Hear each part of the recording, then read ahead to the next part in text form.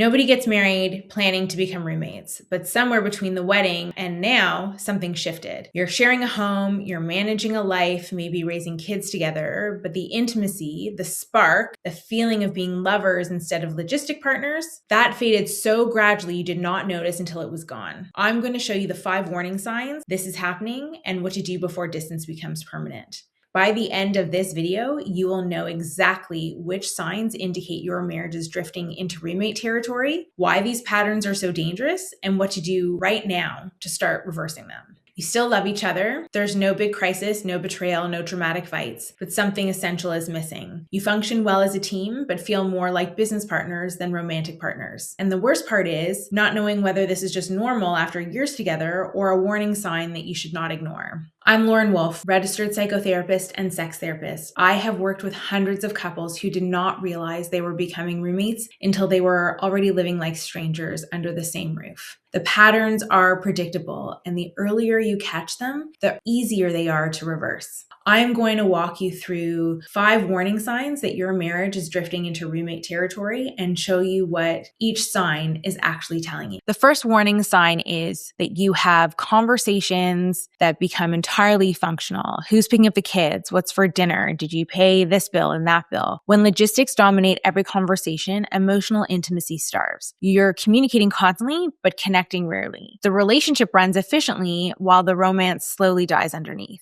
And because nothing is technically wrong, you do not notice the erosion until you realize you haven't had a real conversation in months.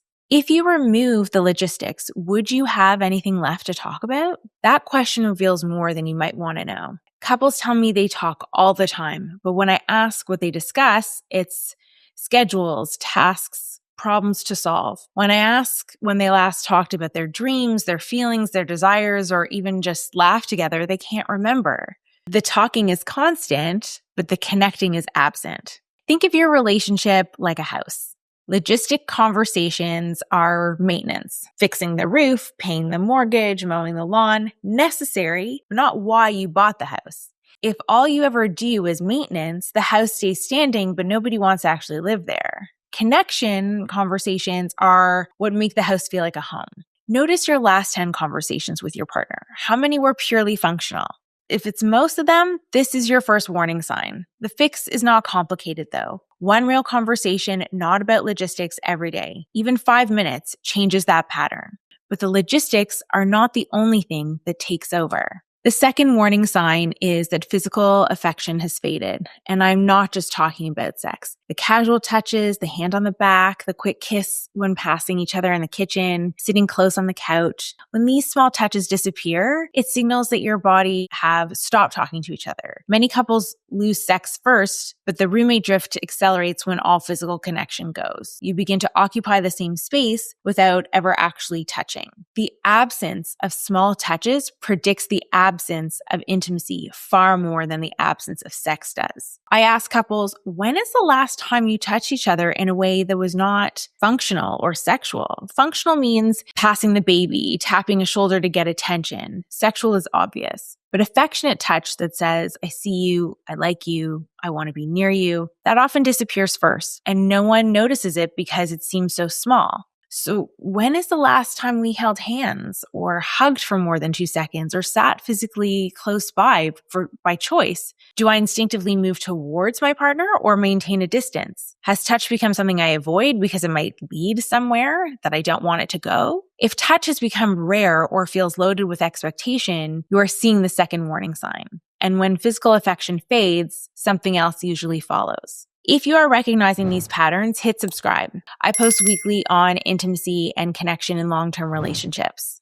The third warning sign is harder to admit. You feel relieved when your partner is not around. When they leave for a work trip or even just an errand, your shoulders drop. You exhale. You feel lighter. This does not mean you don't love them. It means that their presence has become associated with effort, tension, or obligation. And when someone's presence costs you something, whether that is emotional labor, performance, or constant negotiation, their absence feels like freedom. That relief is a warning sign that a connection has become a burden. If you feel more like yourself when they're gone, something in the relationship is requiring you to disappear when they are present. Women tell me this with tremendous guilt. I love him, but I'm so relieved when he travels for work. They think it makes him a bad wife. It does not. It makes him someone whose nervous system has learned that being together requires effort. The relief is not the problem. It is the signal pointing to the problem. You have to ask, do I feel a sense of lightness or freedom when my partner is not at home? Am I more relaxed or more myself, more at ease when I'm alone? Does their return home create subtle tension rather than warmth? If yes, your body is telling you the connection has become costly. That is the third sign. And when being together feels harder than being apart, your body starts to protect itself in another way. The fourth warning sign is you have stopped sharing what is actually happening inside you. Your fears, your dreams, your struggles, your random thoughts. You used to tell them everything. Now you edit. You keep things surface level, maybe because sharing led to unsolicited advice. Maybe because vulnerability felt unsafe. Maybe you just stopped feeling like they truly wanted to know. Whatever the reason, you have slowly closed the door to your inner world. And when that door closes, your partner becomes an outsider in your own life. You can live together for decades and become strangers. You can share a bed every night and still be complete strangers if neither of you shares what is actually happening inside. So I ask women, does your partner know what you're really thinking and feeling right now? Not about the kids or the house, about you, your fears, your desires, what keeps you up at night. The answer is often no, and it has been no for years. That slow closing is how roommates are made. Stop editing yourself before sharing because you anticipate their response. Stop keeping your inner world private because it feels safer, and stop assuming they would not understand or care. Start sharing one real thing about your inner world each day, even something small. Start letting yourself be known, even when it feels vulnerable. Start noticing when you're tempted to edit and ask why. When inner sharing stops, the final sign usually follows. The fifth warning sign is you have built separate lives that happen to share an address. Different schedules, different interests, different friend groups, different evenings. You come together for logistics, meals, kid handoffs, but your actual lives run on parallel tracks that rarely intersect. Some independence in a marriage is healthy, but when you realize you could remove your partner from your daily life and almost nothing would change except the logistics, you have become roommates. The relationship has become an arrangement, not a partnership. If your partner disappeared from your daily routine and the only thing that you would miss is the help with the tasks, you're not married. You're cohabitating.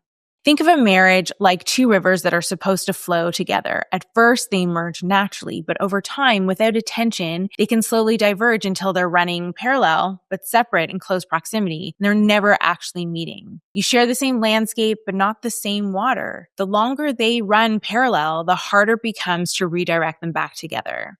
Tonight, do this. Audit the 5 signs honestly. Answer yes or no to the following questions. Are conversations all logistics? Physical affection, has it disappeared? And I'm talking not just sex. Do you feel relief when they're gone? You stop sharing your inner world? Are you living separate lives under one roof? Count how many are yes and how many are no. 1 or 2 is a yellow flag. 3 or more, that's a red flag. Pick the one that feels most true and ask, when did this start? Not to assign blame, but to understand the pattern. Something shifted. When was that? What was happening in your life or the relationship at that time? Take one small action to interrupt that pattern. If it is logistics only conversations, have 1 5-minute conversation tonight about something other than tasks. Ask a real question. If it is no physical affection, initiate one small non-sexual touch, a real hug for 10 seconds, holding hands, a 6-second kiss, something with no agenda. If it is relief when they leave, get curious about what feels costly when they're present. Name it for yourself. If it is a closed inner world, share one honest thing about how you are actually feeling, something real. If it is separate lives, identify one thing you could do together this week that is not a task. One action, one pattern interrupted. Start there.